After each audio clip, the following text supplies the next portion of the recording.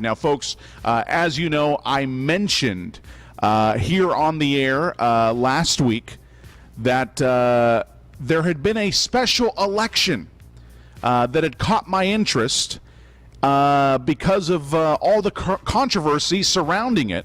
And it's right here in Hanford, and this special election is taking place on January the 23rd.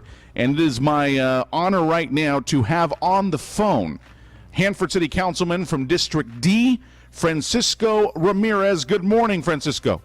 Good morning, Joey. Thank you for having me. Thank you so very much for taking the time out of your busy schedule to join us here this morning. And Francisco, I read about it last week in regards to this special recall election that's going to be taking place on January 23rd. I'm still in amazement that this is actually even happening, knowing now that there's going to be a general election in November. And why we wouldn't wait until the general election, I don't know. But Mr. Ramirez, please help me understand why this recall election is taking place. Ultimately, Joey, what's happening is that some individuals in this community, and I won't mention their names, but they go to HanfordLive.com, they can see who exactly those individuals are. Basically, when I first got elected, they helped me with my campaign, and they said, Francisco, would you be willing to look at the city manager, and if he's doing a bad job, would you fire him? I said, absolutely. If he's doing a bad job, I would fire him. And then I found no relevance in the 6 months that we evaluated him to fire him. And in the process, they said, well, you're getting rid of the zoning regulations. You're not firing the city manager. And so basically, Joey, they tried to blackmail me. In the process, this is where we're at today.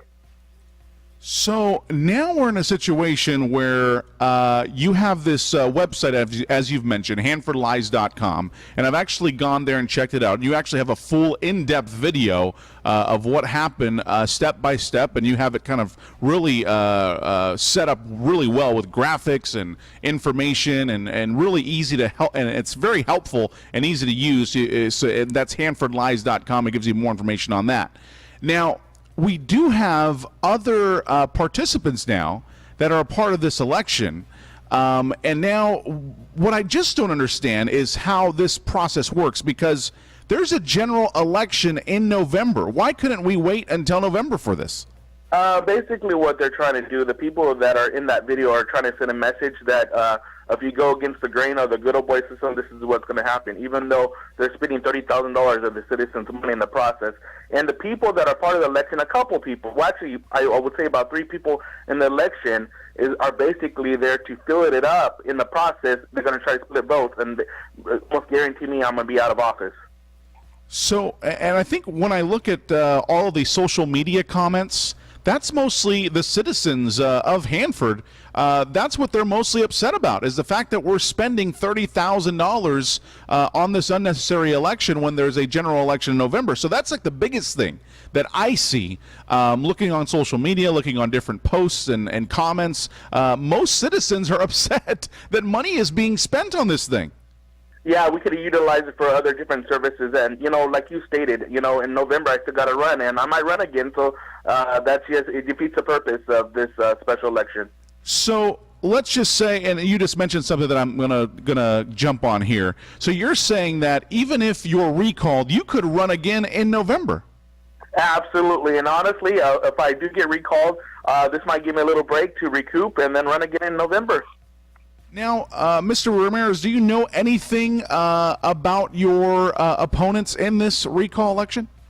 All I know is that a lot of them have been planted by the person that's trying to get me out. They're spending money on each of them. Think about this. This job only entails a $5,000 a year total salary, and they're spending $30,000, $40,000 on this recall against me, and they're giving individuals $10,000 to go against me because they really just want me out, because I'm not like I said, I'm not a part of the good old boy system, and that's why they're going to spend all this money on a $5,000 a year job.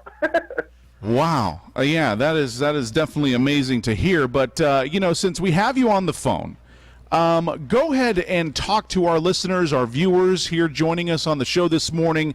And, I know you're already in office. This is your job. This is what you're doing. You're already going to work. You've been going to work for the city of Hanford.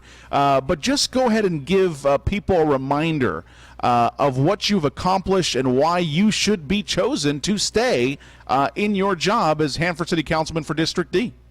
No, I appreciate that, Joey.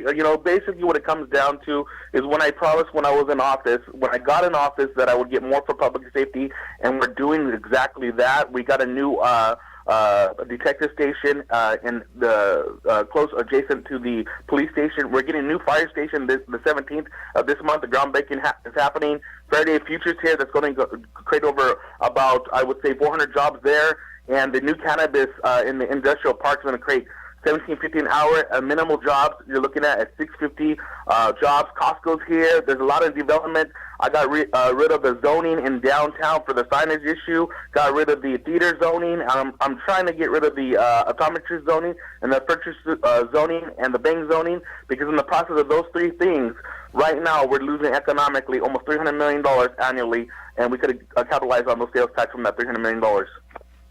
So, in a sense, you've definitely made some noise for getting rid of the zoning that you're talking about. And as you've mentioned, knowing the city of Hanford, zoning has always been huge locally in the area, where, for example, a lot of businesses, like as you're mentioning, that have come in, like Costco or other big-time franchises, cannot come into, let's just say, a downtown because of the zoning restrictions, correct?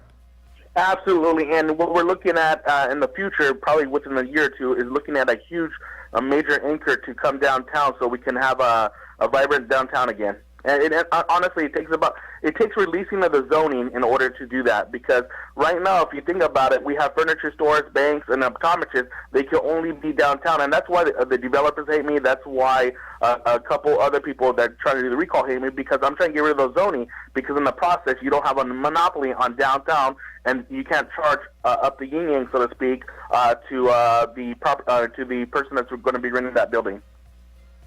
Man, it just seems so exhausting that you're having to go through all of this. I read a comment from one of your followers on social media in which they asked you that similar question.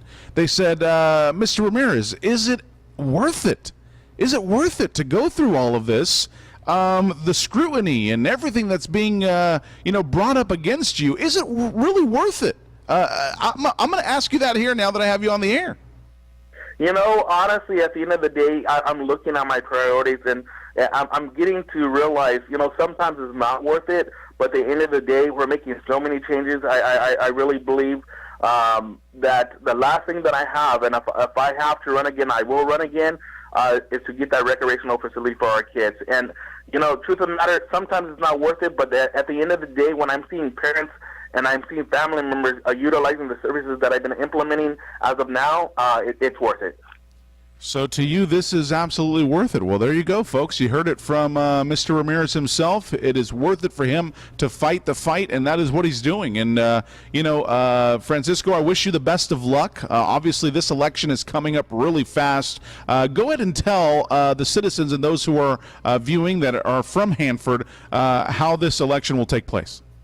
Well, it's going to take place at a couple of churches. I'll be posting it on my official Facebook page right now. I'm going to get the locations. Most of the ballots are going to be absentee ballots, so if you got your ballot, go ahead and vote no on the recall, guys. And it's just going to be on the 23rd. It's going to start, I believe, at 7 or 8 o'clock in the morning until 8 in the night, and then we'll see that day if I'm in office or I'm out of office. Either way, it's been a good run. I'm loving it, and I'm going to probably run again in November, so too bad for the other people. So we'll definitely find out that evening who the winner is, right? You're looking at it, unless I don't predict there's going to be a lot of people at the poll. I'm thinking we're going to have a solid number at the end of the night. All right, and Francisco Ramirez, let's just say, you mentioned in that comment, if you do lose, you're going to run again in November, but let's just say if you do win, what does that do for you if you win on January 23rd? If that's the case, and then it's almost a seal of approval from the citizens in the process I'm hoping their money doesn't, hoping the corrupted money doesn't allow me to lose. But if it makes me win, it furthermore my movement towards winning my secondary election. All right, Francisco Ramirez, thank you so much for joining us here this morning. Go ahead and let our listeners and viewers know how they can get in touch with you outside of the office.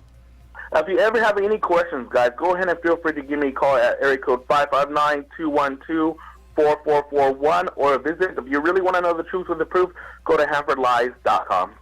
Thank you very much, Mr. Ramirez, for joining us here early this morning, and you have a great week. Thank you, Joey. Have a great day. All right, that's Francisco Ramirez, folks, Hanford City Councilman, District D. I told you that this election was on my radar, and I told you that I was going to get to the bottom of this. And I went straight to the source, straight to the individual that is being recalled.